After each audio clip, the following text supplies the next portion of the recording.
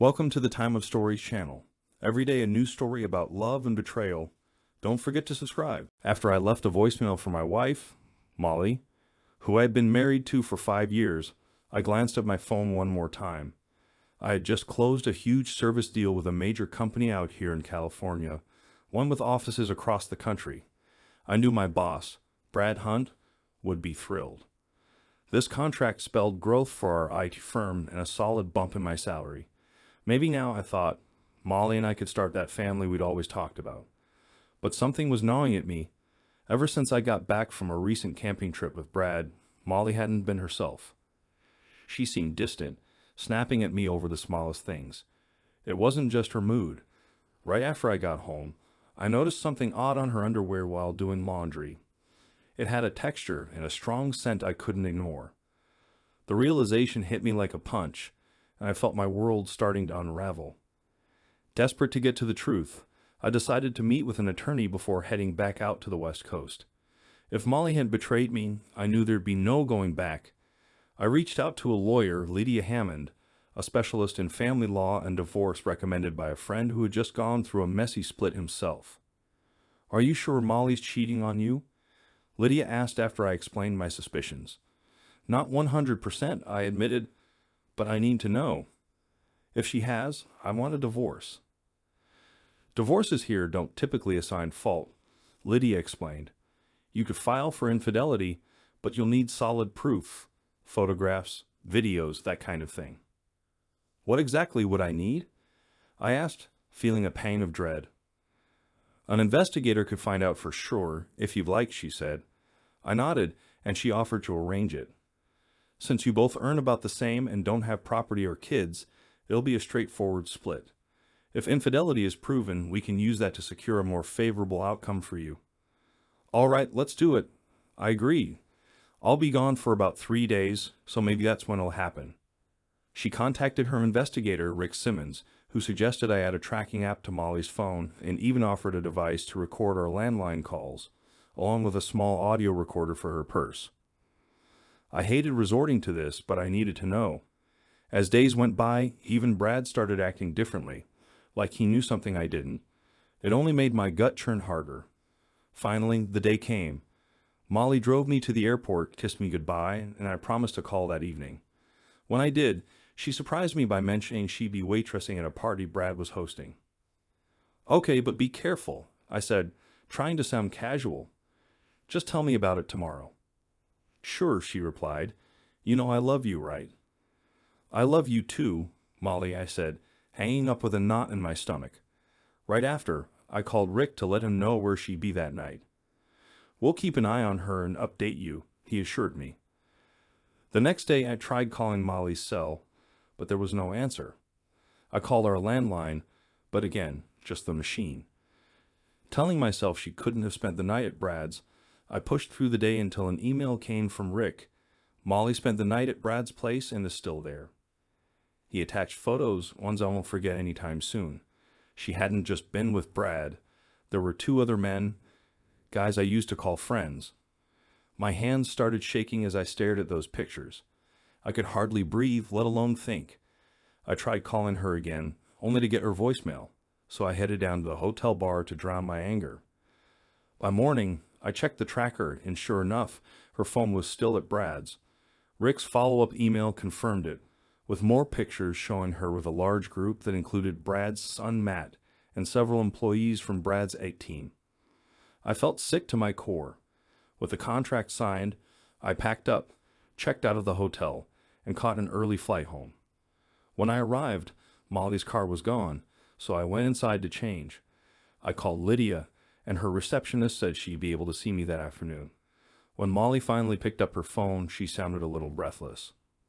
"Hey, it's me," I said, trying to keep my tone even. "Where are you?" "I'm at home," she replied, sounding composed. "Just wrapping up a few things before classes start." I bit down on my frustration. "All right. Well, I'm finished out here in California and on my way back." "Oh, all right," she responded, her tone soft. "I miss you so much. Call me when you land, and I'll come pick you up at the airport." "No need," I replied. "I'll just grab a taxi." I hung up, noting how I hadn't told her I loved her or said anything about looking forward to seeing her. She probably noticed. With a sigh, I left the house to visit Lydia. Meanwhile, I imagined Molly looking at her phone, confused. Normally, I ended every call by telling her I loved her, but not this time. She'd initially planned to come home after that first night, but lying between Brad and his son felt too enticing to leave. She convinced herself it'd all end when classes resumed that I'd never know. So she stayed another night, welcoming Brad back when he got home from work to find her with his son, Matt, on his bed. Brad just smirked and said, "Maybe I should send your husband on trips more often." "You know I have classes starting soon," she chuckled, as if this whole thing was a game. "Well, maybe I'll make sure he's gone for another weekend," Brad suggested. "Then you can visit us again." "It does sound fun," she replied with a smirk. "But at some point, he'll find out. Mason's not an idiot." Brad shrugged and picked up a video camera. "Don't worry, I'll take care of Mason. But here's the thing. I don't want you with him anymore. You're ours now, got it?" "All right," she muttered. "I'll think of something." And just like that, Molly turned into someone I didn't recognize. Enjoying attention from Brad's friends and colleagues, she acted like she was at some twisted party. When I finally saw all the evidence Rick collected, it hit me hard. There were photos, even 2 DVDs of her with multiple men, doing things she'd never do with me. Watching it was like watching a stranger. Lydia tried to offer some consolation, but it was clear there was no going back. Why would she do this? I muttered, still shocked by the betrayal after 5 years together, and Brad too, someone I thought was a friend. "We'll proceed with the divorce and cite infidelity," Lydia confirmed. "I can also file a lawsuit for alienation of affection against Brad and the others. It may not go far, but we could get a decent settlement." "Do what you have to," I said, my voice hollow. After I left Lydia's office, I scrolled through my contacts until I found Gabrielle Nelson's number, CEO of Empire. "Nelson here," Gabrielle answered. "Gabrielle, it's Mason. Mason Ford." "Mason? It's been a while," he replied warmly. "How are things?" "Could be better," I admitted. "Is that opening still available at Empire?" Gabrielle had been trying to recruit me for some time, but out of loyalty to Brad, I'd turned him down. Now that loyalty was gone. "Of course it's still open," Gabrielle replied. "Have you finally decided to join a respectable team?" "Yeah, something like that," I said, holding back the full truth. "Let's just say I've realized I can't stay where I am anymore." "Understood, Mason. Just come by tonight at 6:30. Rose makes a lasagna to die for." "Thanks," I said, ending the call and feeling a weight lift off my shoulders. With Gabrielle's job offer confirmed, the future looked clearer. I started the car and headed home, where Molly was still nowhere to be found.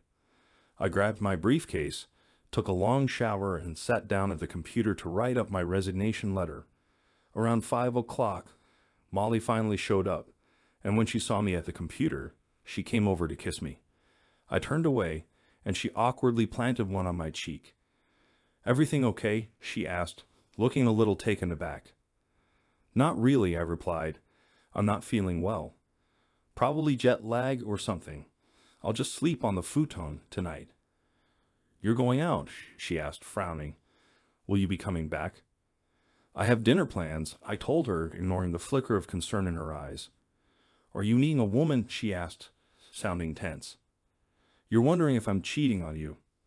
I responded, "I haven't cheated on you once in all our years together, and I have no intention of starting now. Can you say the same?"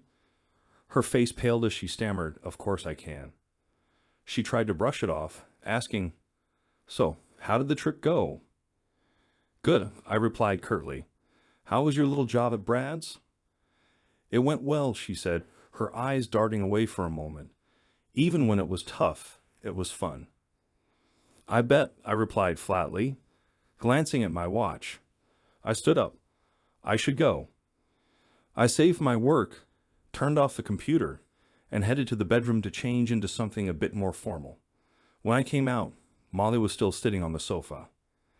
"How long will you be out?" she asked, trying to sound casual. Not sure. Don't wait up for me, I replied, heading for the door without another word or gesture. She watched as I left, likely noticing that I hadn't kissed her goodbye or said I loved her, something I always did. As soon as I pulled out of the driveway, she reached for the phone and called Brad, unaware that her every word was being recorded. Brad, I think he knows something, she said, sounding anxious. What makes you think that? He replied. He hasn't touched me. Usually he kisses me, says he loves me, but tonight he was just cold. He said he had dinner plans, but didn't say with whom. So what if he knows? Brad replied nonchalantly, You can always come stay with us. Don't worry about Mason. I'll keep him busy enough that he's barely ever home. But I don't want to lose him, Brad, she insisted. I still love him. Brad laughed. Yeah, sure you do. You've shown us all how much you love him these past couple of days, haven't you? Stop, she said sharply. I know what I did and I liked it, but that doesn't mean I want to lose Mason. Brad's tone turned dismissive. Look, just give him time. He'll come around. If he doesn't, we'll deal with it. You're ours now, and you'll help us keep things in line. You wouldn't want the school board seeing that footage, would you? You wouldn't dare, she whispered, horrified. Oh, but I'd love to, he sneered. There's plenty of video of you in compromising positions, so you better make sure little Mason behaves. Her defeated sigh was the last thing I heard before the recording ended. I clenched my jaw, trying to push down the disgust rising in me as I pulled up in front of Gabrielle and Rose Nelson's two-story house. I grabbed the bottle of wine I picked up on the way and rang the doorbell. Gabrielle opened it with a welcoming smile and accepted the wine with a nod. Come on in, Mason. Thanks for bringing this. It'll go perfectly with dinner, he said, leading me into the dining room where Rose was setting the table. Mason, meet my wife, Rose. Rose, this is Mason Ford, our new operations manager. Gabrielle introduced us. Nice to meet you, Mrs. Nelson, I said, shaking her hand. Please call me Rose. Mrs. Nelson sounds too formal, she replied with a warm smile. We took our seats, and Rose served her lasagna while Gabrielle poured the wine. The food was incredible, and I couldn't help but tell her, this is the best lasagna I've ever had. I'm glad you like it, Rose said. It's one of my favorite recipes. After some small talk, Gabrielle gave me a curious look. So, Mason, what made you decide to leave Brad's firm so suddenly? I hesitated, then nodded. It's a long story, I said, collecting my thoughts before sharing everything with them.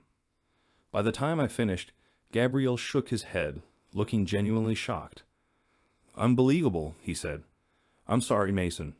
Something similar happened to me once, though not under these circumstances. So, besides taking this job, what's next? I filed for divorce, I admitted. My lawyer says it should be a straightforward split, given the circumstances. Rose looked at me sympathetically. Have you considered counseling? I shook my head. It's gone too far. I don't even know who she is anymore. How are you holding up? Rose asked gently. Honestly, not well. My lawyer suggested I try to act normal around her, but it's tough. I can barely look at her. You know, seeing a psychologist could help, Rose offered. I'd be glad to talk with you if you're open to it. Gabrielle smiled and added, Rose is incredible at what she does. She was a godsend for me when I went through a rough patch. I thought about it for a moment. I'd appreciate that, Rose, I said, nodding. Good man, Gabrielle said, patting my shoulder. Take the time you need. Just let us know and we'll work it into your schedule. We wrapped up dinner, and Gabrielle took me to his office to go over my new role over a glass of brandy. We spent the next couple of hours discussing the position, the team, and the projects I'd be managing. By the time we finished, I felt like I was finally taking control of my life again. I shook Gabrielle's hand and thanked him before heading home.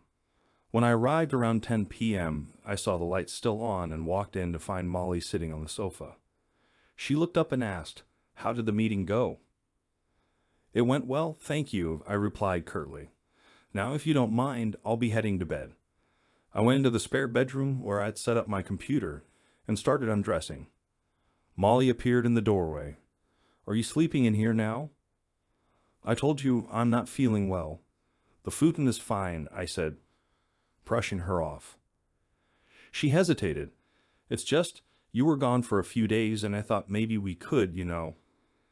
"I'm not in the mood," I said, feeling a wave of disgust just thinking about it. "Okay, maybe tomorrow," she asked, her voice barely a whisper. I didn't answer, and she turned away, probably wondering if I knew anything. The next morning, I got up early, grabbed my resignation letter, and downloaded the audio from her phone call with Brad. Without saying a word to Molly, I left the house. By the time I reached the office, I barely greeted anyone. I headed straight to my office and started packing up. Brad came in looking confused. "What's going on?" he asked. I handed him 2 envelopes, one containing the signed contract from California, the other my resignation.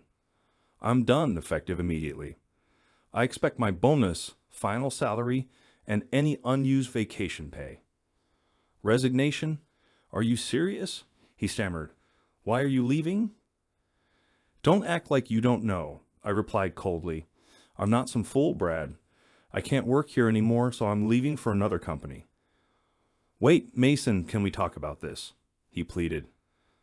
"There's nothing to talk about. I thought we were friends, but you stabbed me in the back and ruined my marriage," I said, holding back the anger surging inside. "Oh, come on," he scoffed. "It's not like I forced her. Molly was more than willing." "Is that what you think?" I asked, incredulous. "How long has this been going on?" Brad leaned back, smirking. "Since that camping trip, actually. That second day, when you were skiing, she came to me practically begging. Even mentioned that I'm, let's say, better than you.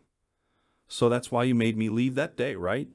So you could have her all to yourself," I demanded, feeling my blood boil. Brad didn't deny it. "Why not? And hiring her as a waitress at the party. Just another chance for some fun," he said with a twisted grin. I took my phone out, stopping the recording, and started the moment Brad entered my office. "Thanks for your confession," I said coolly. "Now, if you don't mind, I'm heading down to HR." "Goodbye, Brad." "Wait," he said, scrambling. "You can't use that recording." "We'll see about that," I replied. "Goodbye, Brad. I hope you rot in hell." I grabbed my things and walked out, feeling more finality in that moment than ever before. As I reached the door, I heard him call after me, "Hey, you forgot something." I glanced back to see him holding up a framed photo of Molly that had been on my desk for years. "Keep it," I said. "If you and your son want her so much, she's all yours. I'm done with that." I walked away, leaving Brad in shock. On my drive home, my phone buzzed with a call from Molly. She sounded frantic. "He resigned." "What do you mean?" she demanded after Brad informed her. "Yeah, he just handed in a signed contract and a resignation letter," Brad explained. "He knows Molly. I don't know how, but he does." "What did you tell him?" she asked, panicked. "The truth," Brad answered. "I told him about our time together on that hike." "You idiot," she snapped, her voice choked with frustration. "And what about the photo of me he kept?" "Oh, he didn't want it," Brad said. "Told me to keep it. Guess he's really done with you." Molly was crying now. "So, what do we do?" she asked, defeated. "Not my problem," Brad replied dismissively. "He's your husband. You figure it out.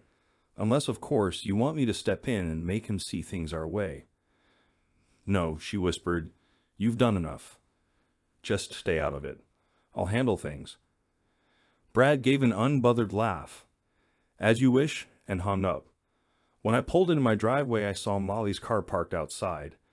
I checked around, making sure Brad's wasn't anywhere nearby, then grabbed my things and headed inside. Molly was sitting on the couch, her eyes puffy and red.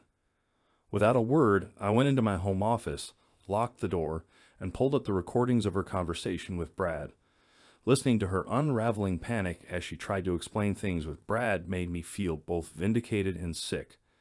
I forwarded the file to Lydia, then called her. "Mason," she answered. "I just got your email. I'm finalizing your documents now." When can they be submitted? I asked, eager to close this chapter. If you want, I can arrange for them to be delivered later today, she replied. I thanked her, hung up, and went into the kitchen, where Molly sat, avoiding my gaze. I set my briefcase down and looked her in the eye. We need to talk, I said, placing my old .45 on the table within reach. She flinched. Is that really necessary? She asked, staring at the gun. I hope not, I replied coldly, but if your lover decides to pay a visit, I want to be ready. My lover, she stammered, looking genuinely shocked. Don't play dumb, Molly. I'm not in the mood for games. I pointed to the seat across from me, and she sat down, trembling.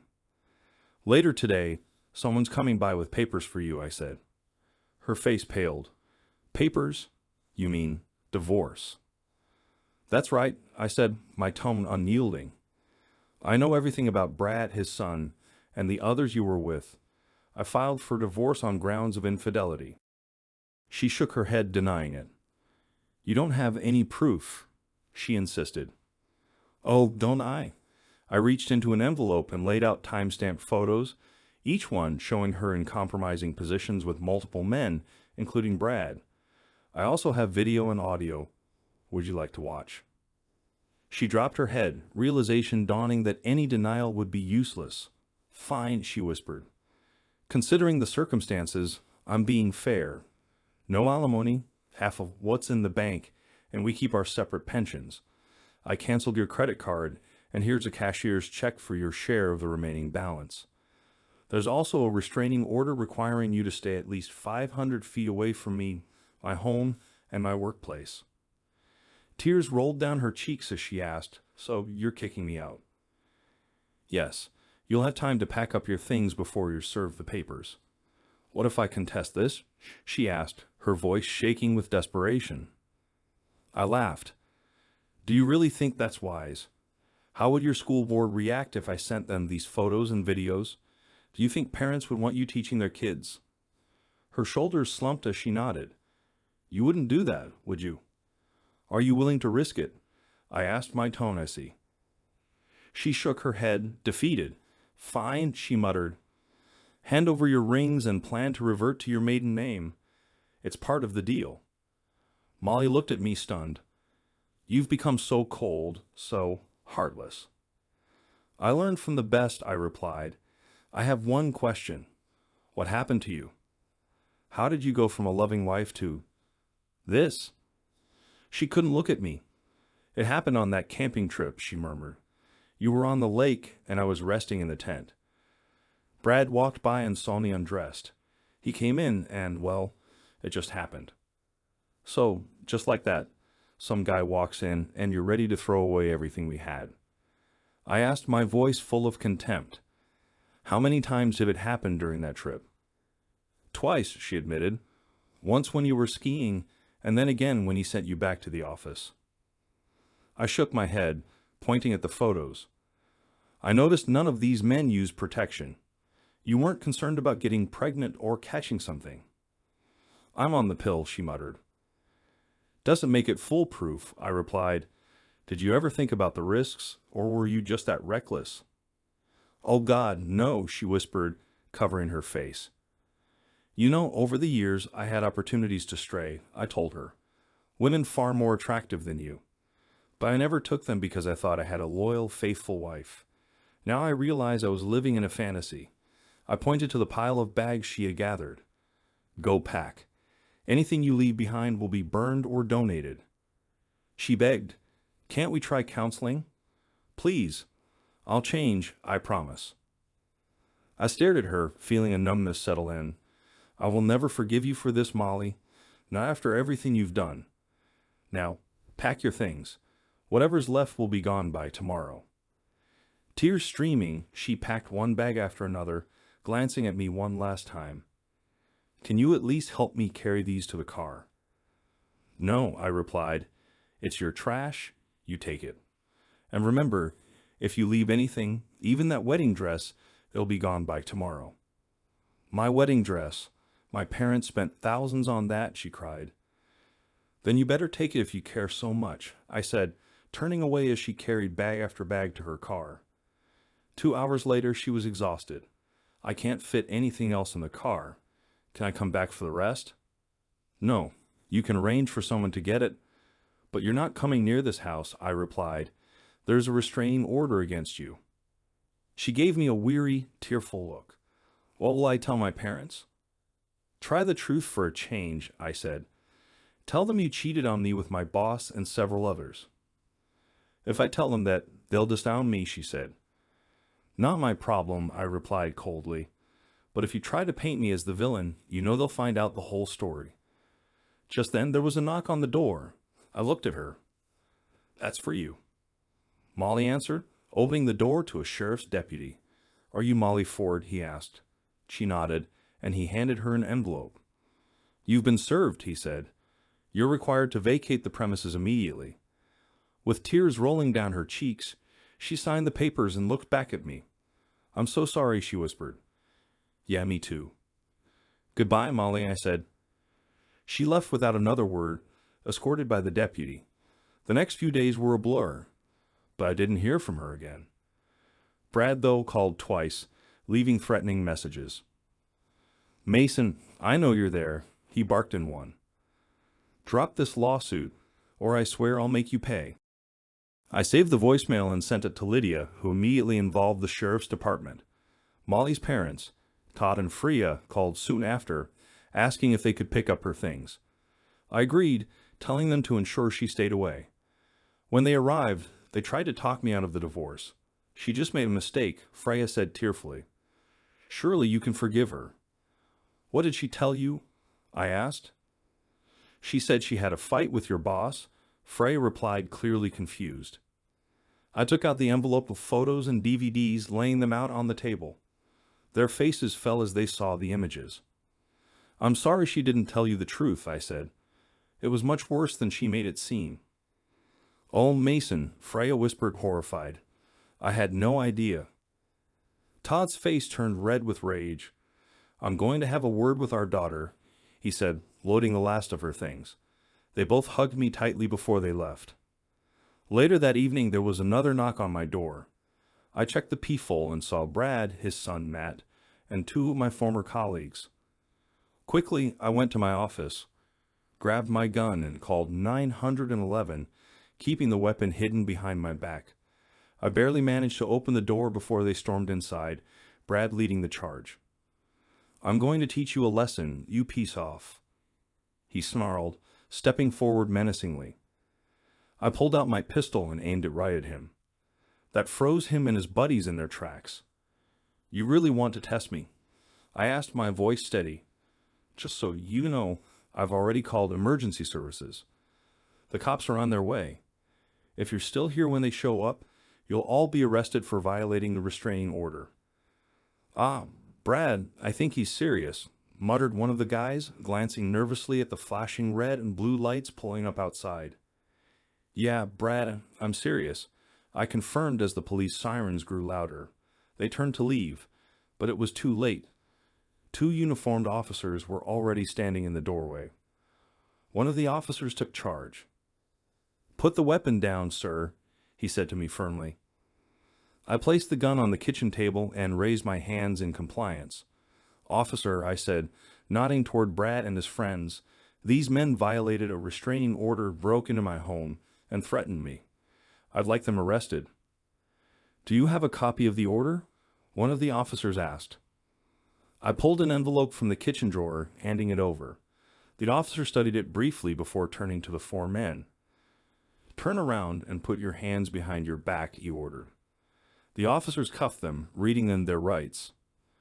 Brad glared at me, but I just stood back, watching as they were led away. Do you have a license for this firearm? One of the officers asked.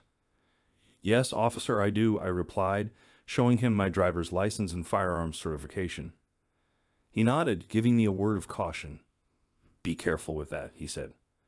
Understood. Thank you, officer, I replied, feeling a strange sense of relief as the police finally left.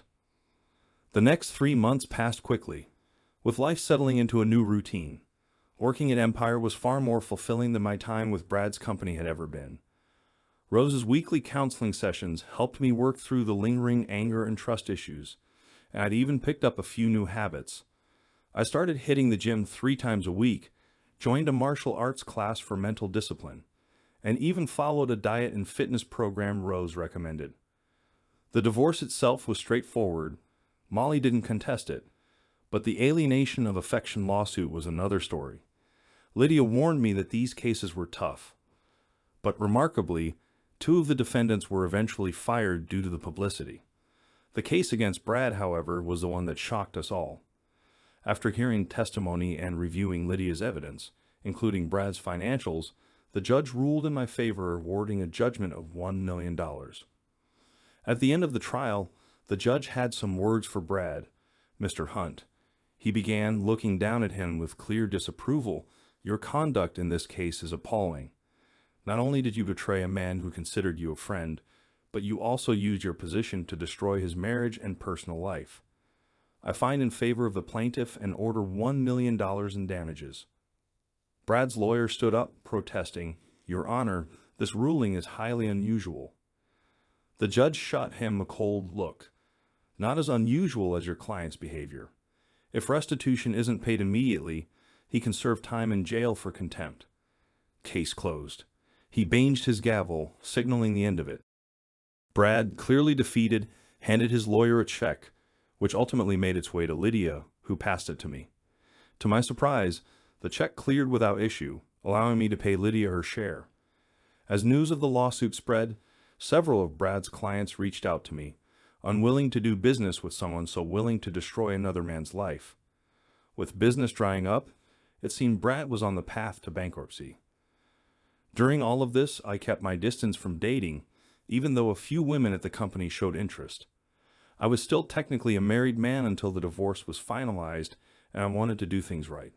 When it finally was over, I celebrated quietly with friends from work. A couple of months later, Molly's mother, Freya, called me out of the blue.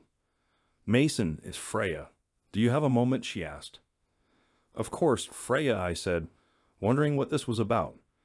It's Molly, she said, her voice shaking. She's HIV positive. She just got her test results. I'm sorry to hear that, I said, but honestly, I wasn't surprised. We're officially divorced now, so there's nothing I can do. I understand, she replied softly, but I was hoping you might consider speaking to her. She's not handling this well. I sighed, unsure if it would help, but finally agreed. All right, Freya, I'll come by for a few minutes. When I arrived, I was shocked to see how much Molly had changed. She looked thin and frail, nothing like the woman I once knew. She tried to approach me, but I held up my hand, keeping my distance. Saddened, she sat on the sofa and motioned for me to join her. You look good, Mason, she said weakly, offering a sad smile. Better than I remember. How have you been? I'm doing okay, Molly. New job, new friends, new outlook. How are you holding up? Not well, she admitted, barely able to meet my gaze. You know I'm HIV positive now. Your mom told me, I said. I'm sorry to hear that. Do you know when it happened? I think it happened during one of those days with Brad, she confessed. I was with multiple men and none of them used protection. I nodded, letting her words sink in. Does Brad know? Not yet, she replied, her voice barely a whisper. But I'll have to tell him soon. I shook my head, unable to fathom the mess she had entangled herself in. Well, I'm sure he won't take it well, I said, knowing Brad's temper. No, probably not, she agreed. She took a deep breath, looking down at her hands. Mason, I just want to say, I'm sorry. I realize now how many lives I ruined.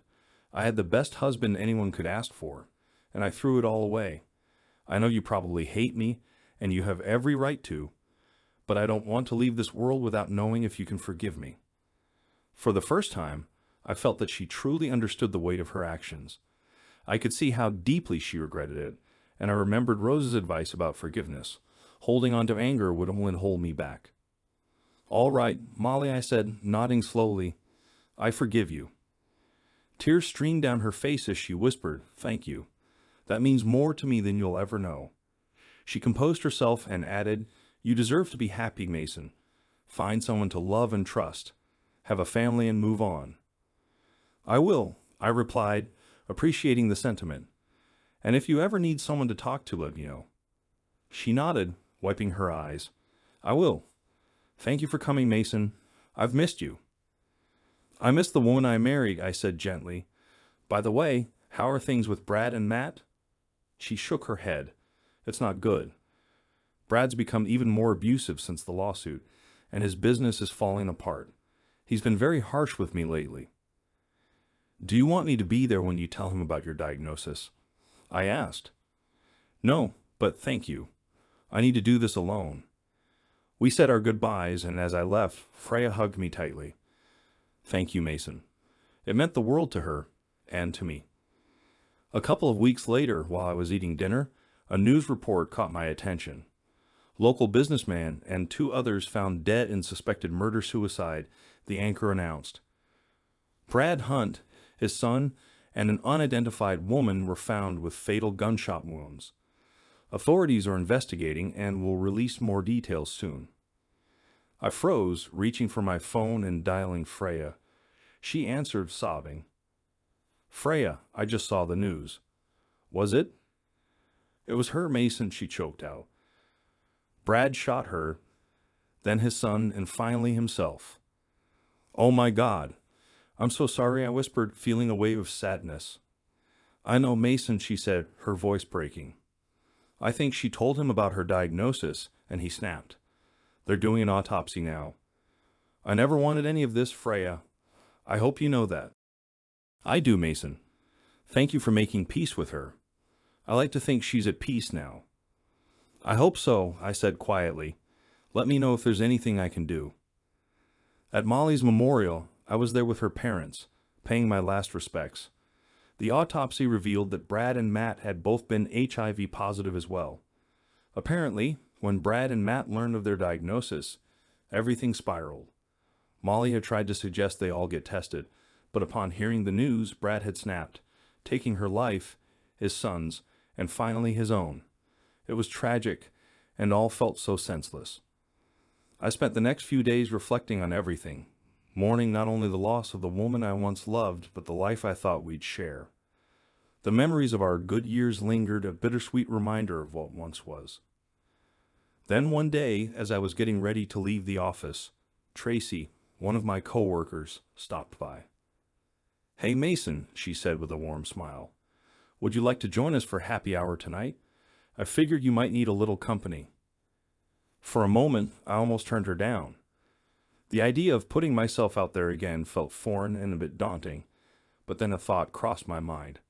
Life was moving forward, and maybe I should too.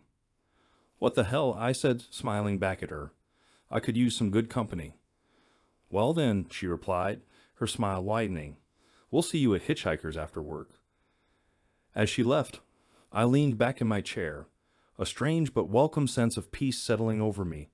The cycle of life continued, and for the first time in a long while, I felt ready to see where it might take me next.